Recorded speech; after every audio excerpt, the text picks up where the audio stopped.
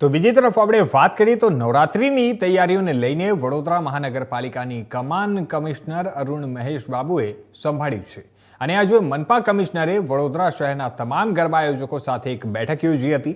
આ બેઠક દરમિયાન તેમણે નવરાત્રિ દરમિયાન જરૂરી તમામ નિયમોનું કડક પાલન કરવા માટે સૂચનાઓ આપી હતી।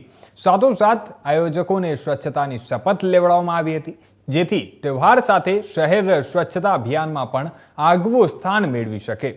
તેમજ ગરબા મેદાનો તથા આસપાસના વિસ્તારોમાં પૂરતું લાઇટિંગ સુનિશ્ચિત કરવામાં આવે તે માટે પણ ખાસ સૂચના અપાઈ હતી। કમિશનરે સ્પષ્ટ કર્યું છે કે નગરજનોની સુરક્ષા, સ્વચ્છતા અને સુવિધા માટે તંત્ર અને આયોજકો વચ્ચે સહકારથી જ સફળ નવરાત્રિનું આયોજન શક્ય બનશે। તમામને અત્યારે આપ જાણો છો કે વડોદરા શહેર જે દુનિયાભરમાં ફેમસ છે વડોદરા માટે, અત્યારે વડોદરા શહેરની આટલા વર્ષોની જે આયોજનના કારણે આખા દેશભરમાં અને આખા દુનિયામાં પણ garba capital of the world કરીને વડોદરા ઓળખાય છે। આને સારી રીતે અત્યાર સુધી આયોજન કરીને લાવનાર તમામ આયોજકોને અમે અહીંયા મીટિંગમાં ઇન્વાઇટ કર્યા હતા। ખાસ કરીને મોટા આયોજકોને અમે અહીંયા બોલાવ્યા હતા। એમને લગભગ 10-15 એજન્ડાઝ અમારી ચર્ચા કરવાની હતી। સૌથી પહેલા એજન્ડા હતી કે એટલે તમામ ગરબા આયોજકોને અમે આજે બોલાવીને એક જ રિક્વેસ્ટ કરી હતી કે વડોદરા મ્યુનિસિપલ કોર્પોરેશન તરફથી લગભગ 10-15 એજન્ડાસ છે જે એમને સારી રીતે ઇમ્પ્લિમેન્ટ કરવા માટે અમને વિનંતી કરી છે।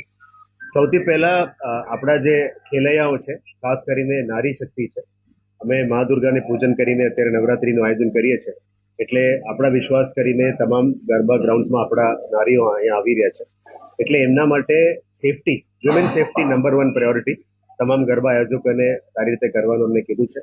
એટલે ત્યાંના ખેલૈયાઓ માટે સેફટી મેજર્સ તમામ રેડી કરવા માટે એમને અમે સૂચન કરી છે।